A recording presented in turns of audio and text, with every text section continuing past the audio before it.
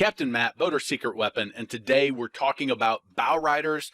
We're going to review bow riders from 18 to about 26 feet, the biggest category really in the bow riders section. So I was actually traveled to 4 different boat shows and inspected virtually every single bow rider in the place in each of the convention centers and outdoor sections of some of them.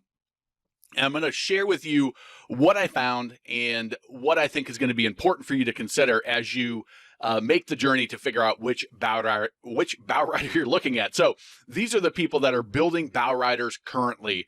And you'll see the ones that are starred. Avaria is kind of a specialty bow rider where it's you'll see the looks of it. Cruisers Yachts is now owned by Marine Max. They've started building the hybrids, the bow riders with cabins down below, usually a little bit bigger.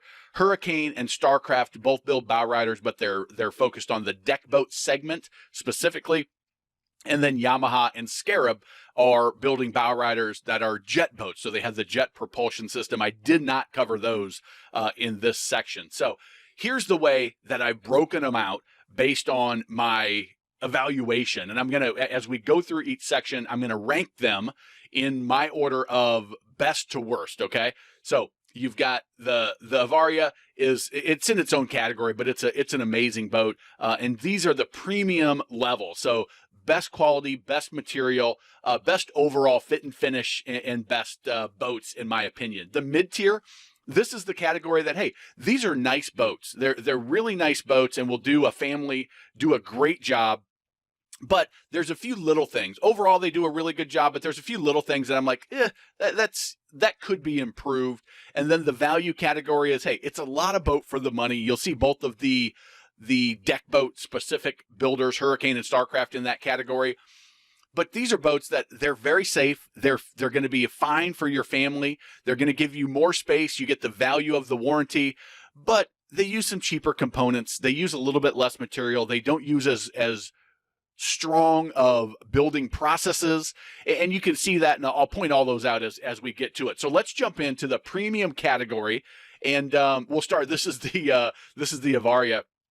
And you can see, and I might not even be saying that right. It's a Mastercraft owned company, but just a cool looking boat. It's got some of that European look to it, but we're not gonna dive into that. We'll start with Crestliner. We're just gonna go in alphabetical order. Their launch, and then they also have 2 center console models, the Calypso and Catalina. When you look at the Crestliner, it's a unique look. You buy this boat because of the look, and it's got a larger price tag with it as well. This is the 27 launch, and it's if you can see that, if I had the price label, I'm showing it so you can get an idea of the price as well. But almost $200,000 at the boat show, a mere $190 without a trailer. So a really beautiful boat. They are built for luxury, but from what I understand, when you own one of these, they're fraught with little ticky-tacky things because they focus so much on the styling. At times, there's some issues that pop up in the ownership. So this is a specialty boat as well. Let's get into the more mass market type boats that is going to be, you're searching for a bow rider like the Chaparral, the SSI Outboard, the SSX, and the OSX, and the Surf. I'm listing the models because it's important as we get into the rankings. I'll show you why that's important. So let's look at the SSI.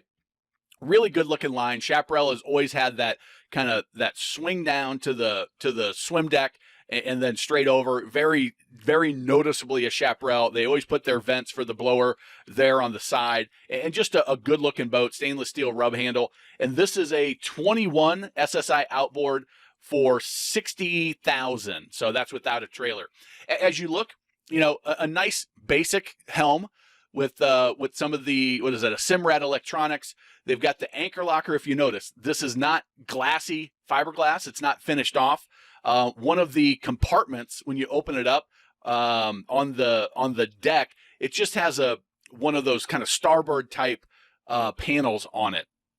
Swim ladder has the nice decking on it. I don't know if they use sea deck for sure, but that nice foam decking. So overall, a good job. I don't really care for it when the swim ladder sticks out, because if you do hit something on the dock or somebody hits you, it's something that can be damaged pretty easily and cause some issues. But they do it because it's easier. It's a little bit less expensive. Overall, the hardware and the stitching, very nice. So I do notice this on some of the brands that you don't have a little armrest here for your arm when you're running the throttle. You got a little bit up here on the windshield, but the better manufacturers will put something there on some of the nicer models. Again, if you look a little bit closer at the helm, they're using toggle switches, which I like. These were lighted up. Nice stitching. You can see there the stitching is nice and tight. I like to pull down on it to get a sense for how strong that stitching is. And then if you look at the walkthrough, you've got a little wind dam, and you've got, this is, it's a little bit less expensive way to go. And when you put in that little console area, the storage, where they just cut it out and they have a plastic piece that goes on there. Nice long piano hinges up on the bow seats. A pretty sturdy stanchion there for the windshield. You can see, again, painted fiberglass that's not finished off in the ski locker, which tells me they use 2-piece construction and not 3-piece, which makes the boat not quite as sturdy, but for a lake bow rider, probably not a big deal.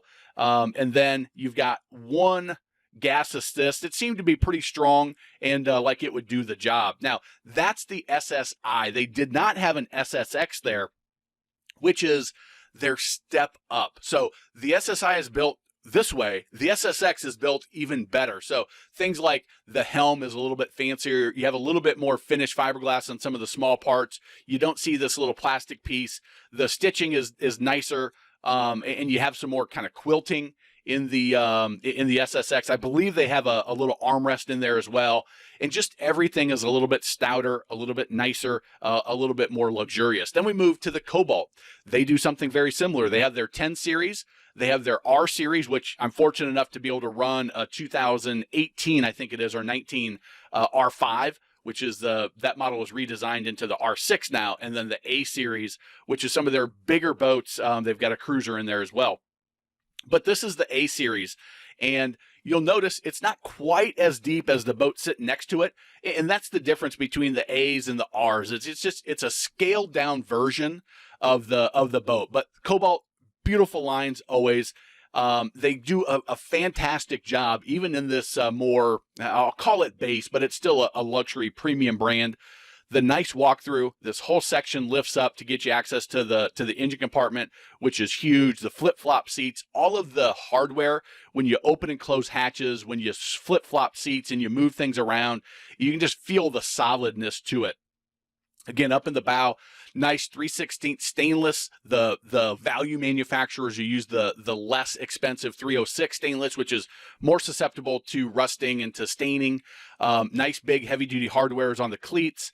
The snap-in carpet, everything matches up, covers perfectly, easy access when you need to open things. But and if you look at how thick and heavy duty that windshield is, big heavy duty hinges, 2 big heavy duty gas assists on the engine compartment. It's a big heavy engine compartment, so you need that. But just everything is, say, overbuilt. And you can see the drains, a nice size drain on both sides, so that everything runs down in the same way on the seats, that everything drains away from the stuff that you don't want to get wet down into the bilge so it can be pumped overboard. This is what I was talking about, the little armrest, a little spot for your arm. It's a little tiny thing, but when you're driving, it makes a huge difference. You can run the boat, you're sitting down, and you've got your armrest in there, and you've got easy access and easy control of the throttle. Even if you hit a big wake, doesn't matter. Your arm's not flopping around. It's nice in control, and you can go high, you can go low, depending on if you're sitting on the bolster or not. I use it all the time, and I never really noticed it until I started running my my in-laws Cobalt. The dash, a beautiful steering wheel, beautiful gauges, and again, this is that A series, which is a little bit more scaled down. This is a picture of the canvas cover. This is one of the little things when people say it's just you're paying for the name. Well, they built the name because of details like this. If you look on this canvas cover, that's about a 2-inch thick strip of Velcro that is twice as wide as most manufacturers use when they're putting their canvas covers together. It's just a small thing. This quilted inside the canvas cover where it hits the windshield so that you don't get chafing and a rip in it. And this is actually on my father-in-law's R5. I took these pictures because I wanted to show people the difference between premium and mid-tier. It's these little teeny details that you don't even notice when you're shopping, but in the ownership period, it makes it last longer. It makes it have less issues. And that was just a couple little things. Now, this is the R series. This is an R8. It's the surf model, which just means it has the reverse drive and some ballast tanks. But the R8, $254,000 at the show. And again, we stepped up from the A series. So you start seeing a little bit more detail in the seating, a little bit heavier duty, more cutouts for the cup holders, just little things like that make a difference in the enjoyment. Why do those cutouts matter? Well, you have a place for your drink. And not only do you have a place for your drink, but when you're cruising 30 miles an hour, I can set my drink in there and it's not going to blow all over the place because it's protected from the wind. It's more expensive to build that way, but that's what makes it a premium level. If that kind of thing's important to you, that's what you need to look for. Again, those heavy duty stanchions, it's finished fiberglass in the bilge, which means you can wipe it up so that if you do have an oil spill or a leak at some point down the line, it's perfectly clean. And if it does spill, you can clean it up and it looks good as new if you do clean it up. Again, if you look at the hinges, huge, I mean, just huge, big, heavy duty hinges. And this was a little section that Matt from Travis Marine had sit out at the boat show. He did a full video walk around for me. Unfortunately, it was the end of the day. I was exhausted and I hit picture mode instead of video mode. So I missed it all, but it shows you the hardware that they use, the lamination schedule that they use. They use better gel coat. They use better fiberglass mat, the woven. They use heavier duty stainless steel hardware throughout. It's all of those little things. You can look at a cutout of the gel coat lamination schedule. You can see how thick and heavy duty that is. That's what makes this boat much more expensive because it rides better. It feels more solid. It has fewer rattles and jingles and things don't break and little ticky-tacky things don't happen as easily as they do on the mid-tier and the value. So that's what you get when you get the premium formula boats. The 240, 270 are the only ones that fit in this kind of size category. They build bigger boats, but with the 240 and the 270, you get that bigger boat level hardware and know-how in construction. Again, a very Chaparral looking kind of shear line, but just a beautiful boat. They come kind of straight back. You can tell it's a formula right away when you see them coming down the water. The beautiful helm, a lot of electronics, the nice heavy duty rocker switches that are lit up, which I like because at night you can tell what's on and what's off, but they're lit up red so it doesn't mess with your night vision. You can see the backlit cup holders and the backlit LEDs. Another beautiful steering wheel. If you were to look by the throttle, you would see that little armrest that I was mentioning. Look at how thick the cushioning is. Those are the things, if you compare this to something in the mid-tier and the value, the level of cushions goes from, 4 inches thick to 2.5 inches thick to 1.5 inches thick. Those are little things that add up to a more expensive price, but a more comfortable, more enjoyable ownership experience. Same thing with the stitching. I mean, look at how tight that is. Everything is just beautifully stitched and a nice layout. Again, those cup holders tucked up under, so they're out of the way in the wind. Even little things like these drains, they're recessed so that water actually flows down into that little pocket and you don't have a little puddle because that drain hole isn't recessed. Nice big swim platform, big, huge, heavy-duty cleats, and it's a beautiful, beautiful boat. We move to the Regal. Regal does something very similar. Their ES series, their ES 2000 is sort of they build this a little different than the LS and the LX, the OBX, their Surf, the SAV and the Xpress Cruiser, which are their center console and their cruiser lines. But that ES, I got a sense that that's probably going to go away here soon, or redesigning it. I'm not sure what they're going to do. So let's take a look. This is the 2000 ES. So 69.6, and then the ES X, which adds the tower, okay? Same motor, but we add almost just over $7,000. So when you start looking at boats, it's important to compare what options are on it so that you can really compare an apples to apples. And when you ask people online, what did you pay for this boat? The options really matter, because one option, you can see the power tower was over $7,000. It makes a big difference. And so this is the one with the power tower that we're gonna go through. And again, couple of things that I noticed: they've got carpet in some of their storage lockers, which I'm not a big fan of. If it gets wet, now it's going to stay wet for longer. And if your gear's sitting on top of it, it's going to stay wet and promote mold and mildew easier. The engine compartment, this is down in the engine compartment. You can see the Volvo Pinter right there, the bilge pump, but you can see that's not, there's no liner in this boat. It's unfinished fiberglass, which is painted, which is better than just kind of grayed out fiberglass down there. So it's painted cream color so you can see the stains, but it's not going to clean up as easy because it doesn't have that shiny gel coat layer like the Cobalt did, like the Formula did with the liner that they three-piece construction. I do a whole video on how boats are made, and I talk about that in more detail if you want to check that out on the channel. This is another Regal that's was the LX, but you can see the stitching and just little details like that is what steps you up in quality and price range. And then when you go through the boat, you can also see a little bit heavier duty hardware and some different things like that. This is one thing that really disappointed me in the Regal, is this is in the ski locker, and this gives you access to, I think there was a bilge pump down there, and access to some of the wiring probably. But that's just fiberglass. That's just plywood. I assume it's marine grade plywood. That's painted, but I took the lid off just to see, and you can see it's painted. But I mean, if you get water in there, let's say your bilge pump dies and the rainwater starts filling up, at some point this could potentially get wet. Now, it's a little bit higher than the rest of the locker, but if that gets plugged up and it's not draining, that's going to get wet. And on a boat like Regal, it's still in the premium category, but on a boat like Regal, I was disappointed to see that, to have just that wood kind of exposed, even though it's painted.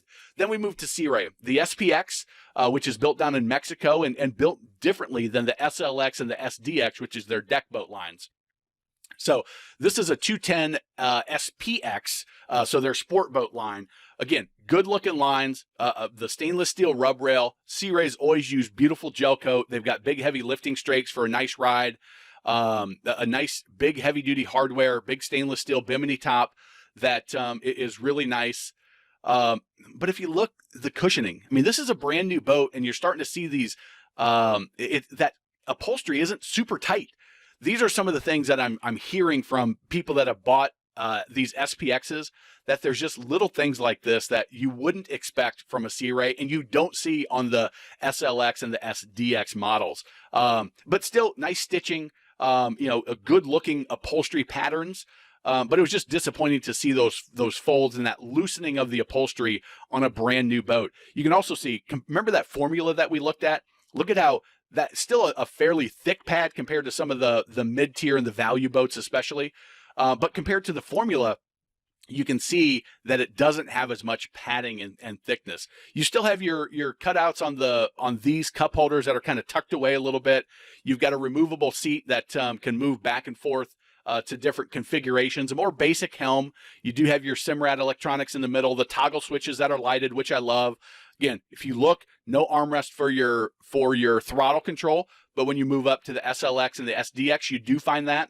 A couple little chips. Again, these boats coming up on the the SPXs, you're seeing little details like this, fiberglass chips, loose things. You can see that this is a painted locker. This is an anchor locker, so they're not using three-piece construction. They just have the hull and the deck that they put together, and so you have the painted fiberglass underneath.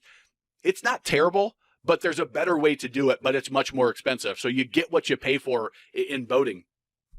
If you look at the wiring and the hardware, a nice big heavy duty hinge. This is on the sun pad. There's another one on the other side. Chafe resistance tubing that all the wiring runs through, dressed back really nice. So it's easy, or it's less likely to get chafed and start having electrical issues. It's also, it's in one hand, it's a little bit more difficult to trace the exact wires that you're looking for. but it's not just a crazy tangled mess. It's done pretty well. And then the 250 SLX, this is the pricing sticker. So 180, what is it, 186,000 discounted to 182,000. I wasn't able to get all of the images because you can see the boat was sold and I wasn't able to get on it. But you can see the detailing. You can see the upholstery is tighter and much better done. The hardware, big heavy duty hardware, big, huge windshields with huge stanchions. Just the details of these SLXs and SDXs are a big step up from the SPXs. They're larger in size as well. But it's a noticeable difference in some of the attributes of the boat. So when it comes to the ranking in the premium, I go Formula number 1, Cobalt number 2, Sea Ray, the SLX and the SDX number 3, the Chaparral SSX, OSX and the Surf, the Regal LS, then the Cobalt CS and S series. That's the 10 series that they call it. And then Chris-Craft, I put it as 7. It's just not as well built for everyday use. That's a boat that you cruise to the restaurant so that people are like, oh my God, look at that boat. It looks amazing. But for a family to go out, Chris-Craft just, it doesn't do it. And that's not what it's made for either. So not a big surprise there. But you'll notice that the Chaparral and the Sea Ray and the Regal EX are not on this premium list. I put them, as you'll see, in the mid-tier list on those models. I think that ranking is as accurate as I can be as you're shopping. So let's move to the mid-tier boats. The Campion, these are made up in Canada, so they're not all over down here. You've got the Chase, the Alante, the Rage, which is a aluminum multi-species boat, the Muskoka, and the Explorer center consoles. These are the Campions. I haven't been able to inspect one. I've run a Campion, but it was 20 years old. So I don't know that you can really compare it. But as I look, it looks to be a mid-tier boat. I would caution you if Campion is not prevalent in your area, the resale value on any brand that's not prevalent in your area, even a major brand, it can hurt in resale. If people aren't aware of the brand, they're going to be more skeptical to buy it on the used market. So the one thing I did like about the Campion on their outboards is they've done this funky, I should say, I think I like it. I haven't seen it in person, but I think I like having the extra swim platform around the outboard. Now, access and looks, it kind of looks funny, but I think it's practical. I need to see one in person and actually like the boarding ladder. All of that is interesting. So I wanted to point that out. Crownline, my family has owned several Crownlines in the late 90s, early 2000s. They're different ownership now, so they're completely different boats. But you've got the E series, the EX, the XSS, the Surf, the LPX. Some of these are deck boats, some of these are they get really confusing. They've got a lot of models. The SS series, the Fin Seeker, which is their center console lines. It's difficult with Crownline. You've got to know what all the models stand for. And some of them are towered, some of them are deck, some of them are the Surf. That will evaluate or differentiate a couple of them, but really pay attention to what models that you're looking at. So this is a 220 SS, okay? 83.5 at the show. Retail looks like about 96,000 maybe. That was discounted at the show with the tower, with the trailer on this one. So when you look at the boat, it's a nice boat. I think they do a good layout. They've got the walkthrough. When you start looking at as many boats as I did over these 4 boat shows, you notice they're very similar. These boats are very similar. When you categorize them into premium, mid-tier, value, you start to see the same layouts. You start to see the same issues. You start to see the same hardware in some cases. You can see the cup holders, stainless steel cup holders, a nice helm with a lot of action going on there with the depth finder, but it looks good. A nice steering wheel, a good heavy duty windshield. Looks like heavy duty stanchions on there. Although they come out, which cuts into that walkway section just a little bit. It wasn't an issue at all when I was on it. Nice heavy duty hinges on the bow seats. And again, finished fiberglass. In that section, there was a liner. You can see the stitching. It's nice stitching, but remember how tight that formula and the Cobalt stitching was? It's just a little bit looser, which means if you scrub it with a magic eraser too much or something abrasive, a brush, over time, it can wear. And when you start wearing those threads, the UV hits it, they start breaking down, and then you can start having some fraying. Again, no armrest for the throttle, a little thing, but it's why it puts this in the mid-tier category. One single gas assist that and not quite as heavy duty as some of the other ones that I've seen. This was disappointing. This is the anchor locker. This was, I believe, what I figured out, it was a docking light that they drilled through and mounted the docking light, and that wire was just loose in the anchor locker. I can only imagine how long before that wire gets ripped out when the anchor gets caught up in there or some other gear gets caught up on it and pulls it out. And it was like that on multiple models, so it wasn't just this one. Not every model, but there were multiple boats that I saw that had it.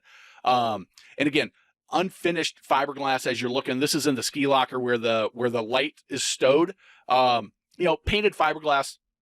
Not terrible, but just not the best way to do it. The Four Winds, they've got the H series and the Horizon series. I was able to inspect one of these, but these pictures I had to pull off the internet because I didn't have the opportunity to go through the boats that I wanted to and get the images at the shows. They didn't have many Four Winds. I think there was only one at the show. But a nice helm, nice steering wheel, good looking boat. If you look at the gas assist strut, that's a fairly heavy seat, and that's not a super heavy duty strut. It's one of the things that I look for is on those. So Four Winds is in the mid category. Glastron, another boat that they just don't have in my area, so I wasn't able to inspect. In the 4 boat shows, there was not a single Glastron. They're fairly regional, and their dealer network isn't as big, just like Four Winds that's owned by the same company. Okay, so Glastron, nice looking lines. They've redesigned some of their boats in the past couple of years. A reasonably nice helm. You can see it's kind of modular. No armrest for the throttle, but pretty basic on the seating and the stitching with the flip-up bolster. Carpet, we talked about the carpet and L brackets. That tells me that that's going to stay a little bit wet, and it was kind of constructed in the boat to give access. And what can happen is if that rots a little bit, it can be problematic. I wasn't able to dig into it to tell if that was wood or if it was a starboard, which is not going to rot. But just those little things matter. This hinge, fairly heavy duty, but you can see it's rubbing back and forth on this upholstery piece here. That worries me that, hey, is that going to wear over time as you go back and forth? And you can see that kind of protruding right there. Is that going to wear through the upholstery? And look at the thickness compared to some of the other ones that we saw. That's why it's in that mid category, and why I rank it where I do. Then we move to Monterey. Their Super Sport, their M, and their sport boats. This one, I didn't have a pricing label on this boat in particular, but they have the stepped hull, which is similar to Regal's Fast Track, where they cut it out. It aerates the water a little bit, makes the boats more efficient, a little bit quicker, and they handle slightly different because of it, but Monterey did that on most of their models. This was an add-on extended swim platform. I don't love it when there's that big step down. It's easy for people to be on one level and they go to step knowing there's a swim platform there, but forgetting it's 4 or 5 inches down. I prefer when they're all one level. It's more expensive. It's harder to do. And so that's why you see it. And this is an add-on option as well. You can see the anchor or the locker here, unfinished fiberglass. And if you look, these are little kind of rivets. I think I might show that here in another picture as well. They do use, these gas assists are fairly heavy duty, which was nice in this section. But if you look at this I think this was on the anchor locker, but they used the same on every section. Look at how tiny that is. It's thin. I had a hard time getting my finger in there. I'm a bigger guy, and I've got kind of shorter, like fatter fingers. But it was more difficult to get that up. A nice helm, just a rubber steering wheel. You can see no stainless steel like you saw in the premiums. It doesn't matter. It steers the same way as long as that rubber doesn't come off. And this was nice and thick. But a nice helm. It's got the eyebrow on it to keep the sun off, and then a nice heavy duty stanchion, and the windshield looked real nice as well. So this is my ranking in the mid tier. I go the Chaparral SSI. Remember, it's the Chaparral that is the lower version, the Regal 2000 ES, the Stingray SPX, and then we go Crownline, Monterey, Four Winds, Campion, and Glastron. So that's how we round out the mid-tier. Glastron was, had I inspected them in person, I would have been more likely to put them in the lower tier category, the value category. But because I'm just going by watching the reviews and going through the videos and not going through it myself, I didn't want to downgrade them without actually having been on the boat. Let's move to value. We go Bayliner, Campion, Hurricane, Starcraft, Stingray, Tahoe. You can see I've got Campion here as well. Again, another one that I wasn't able to inspect in person. I should have taken that off there. I apologize. Bayliners, the Element, the DX, the VR, and the Trophy. So this is a VR that I inspected, their basic bow rider. Right away, you can see the unfinished fiberglass, and then they've got this little piece there to sturdy it up, right? So that's where people are going to be stepping, and they've got that there. It's also going to allow it to be a rest, okay? So it can lay out at an angle, and you can lay across it. Then you move to the helm. Very basic, just your finished fiberglass on the side, no upholstery, no combing panels. The switches, I think those are lighted as well, which is nice, but just a basic dash, little bit of an eyebrow. The painted floors in the lockers, you can see a little bit of a drainage channel. But these are just removable seats, no hinges, which means when you're towing the boat, you got to take them out because otherwise they're going to blow out. They do have the little plastic pieces to hold them in better, but those are notorious for breaking over time, and they'll still fly out. And you can see the thickness of the upholstery. It talked about the stitching, that when the stitching isn't as tight, especially on detailed stitching, fraying is common. Now, I don't know what happened here, but this is a brand new boat at a boat show. Whether this was, poor craftsmanship at the factory, whether something rubbed up against it in transport to the boat show, I don't know. But those are the types of things that happen when you are talking about value brands. The Element, even more basic, more of just an open deck boat to give you as much space as possible for as little money as possible. When you look at the Elements, they didn't have one of these at the show this year, but I have inspected them in the past. But these vents are plastic coated, so they're going to probably peel off. Basic switches, they're the cheaper version of the ones you saw on the toggle switches on the more premium brands. You can feel it. You can feel, is it stainless steel or is it aluminum? And these are the cheaper versions. And again, this is the Element, just a more basic helm. You get what you pay for in the value, and you're paying for, hey, let's get as much boat as we can for the money. That floats and is safe, but we're going to scale back all of the extras. Hurricane, the Sun Deck Sport, the Fun Deck, which is almost like a pontoon with a fiberglass bottom, and then their center console lines. Hurricane has been building this style of boat for a long time. Just again, the little things, the hardware, look at how narrow, it's kind of like the one on the Monterey, the smaller hardware on the cleats, even this pin, you can see it's already starting to wear and chafe on the attachment point, which means this is going to break off, and then you're going to have to keep up with this pin because that's totally removable. And for your bimini top, this little thing slides. It's the cheaper way to do it, but at least it's not plastic, right? If you look in the lockers, you see the splatter paint. So they painted it and then they splatter it around so that it doesn't have to be finished as nicely, right? You put that splatter paint to kind of distract from the blemishes. But if you look, you can see some raw fiberglass kind of poking here. You can see this cut on the glass there is not clean at all. You've got these straps coming down on the bimini top to keep it tight because, well, it's cheaper to do it that way than to have a more substantial frame for the bimini. Okay, all of those little things is why you see this in the value category.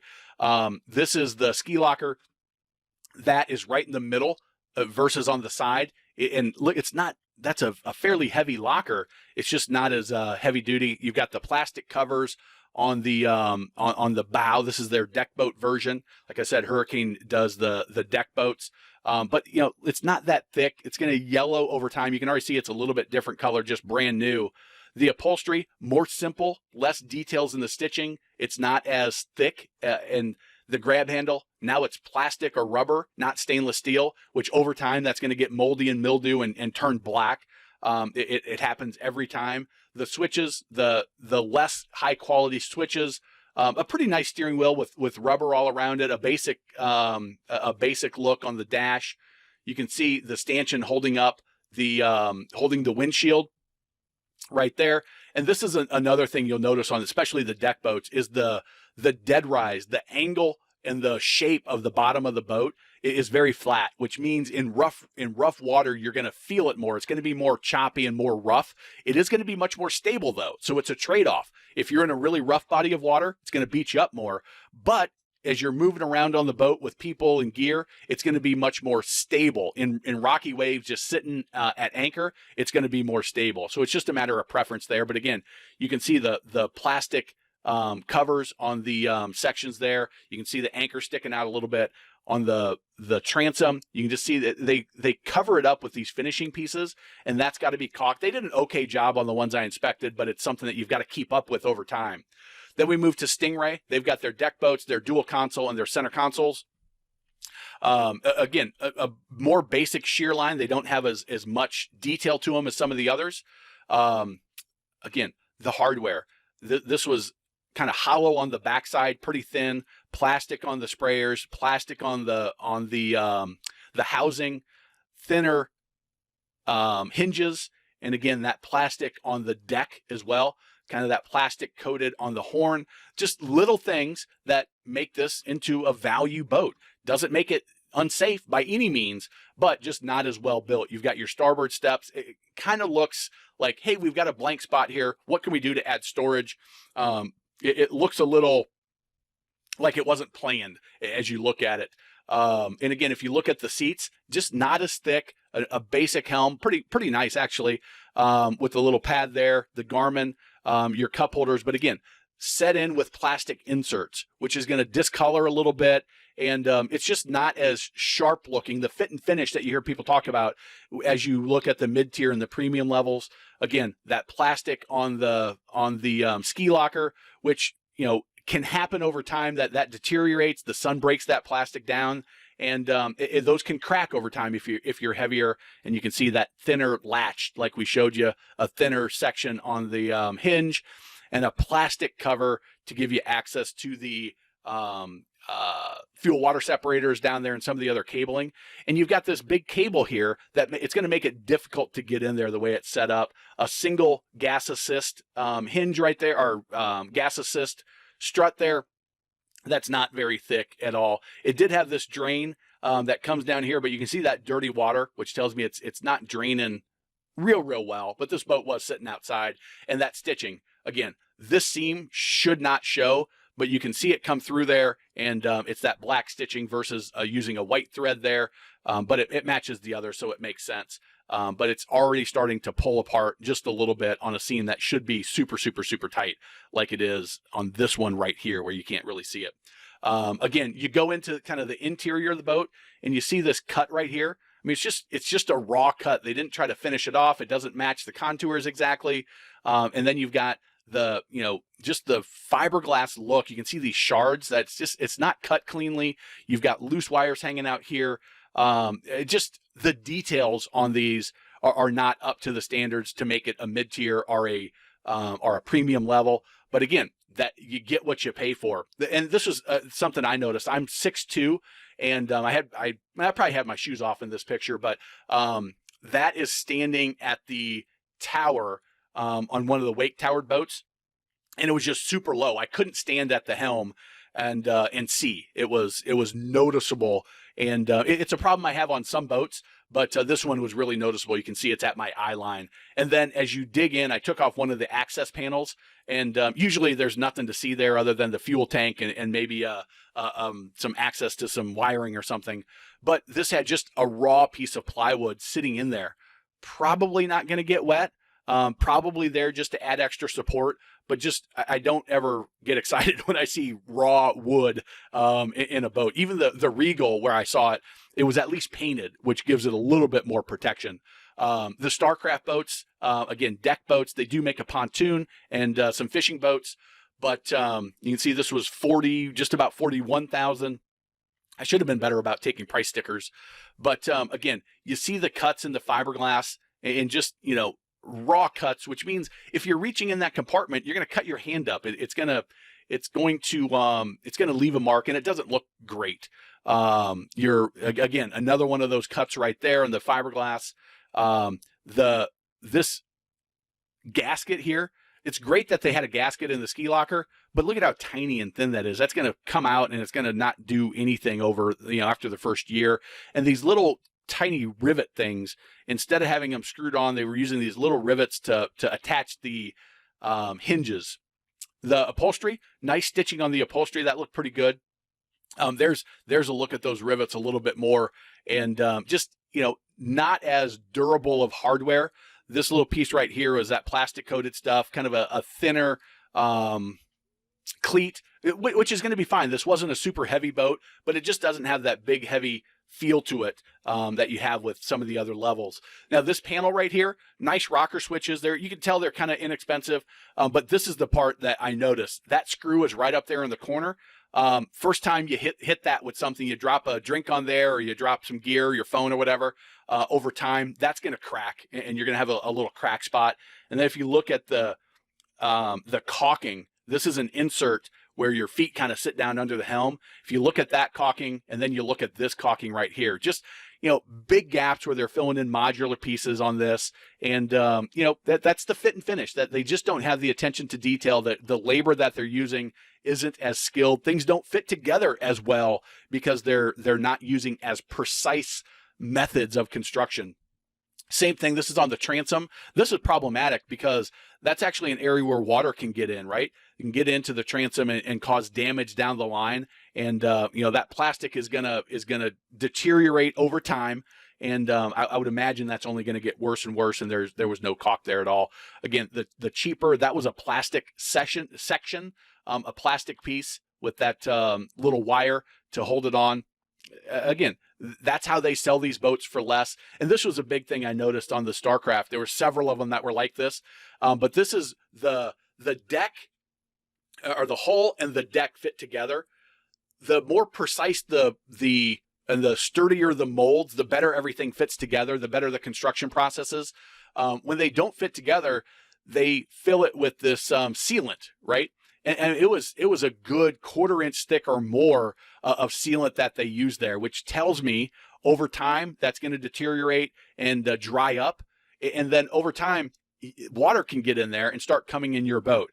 Now, is the boat going to sink? Probably not. But if you were to compare that to a mid-tier boat or a premium boat, and what you do is you just rub your hand along the rub rail on the underside of the rub rail, and you'll feel it, whether it's tight or whether you can feel a little bit of that sealant, which is better, or a whole bunch of the sealant like I found, especially on the corners and on the bow on these boats. And again, just like the Hurricane deck boat, a flatter ride. It's not quite a tri-hull, I would say, but it's going to be very stable, but it's just going to be very, very rough on that.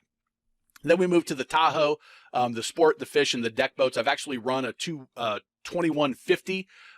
You can watch that on the channel. I did a full walk around on that. But this is the Sport boat. Nice lines, a sharp looking boat.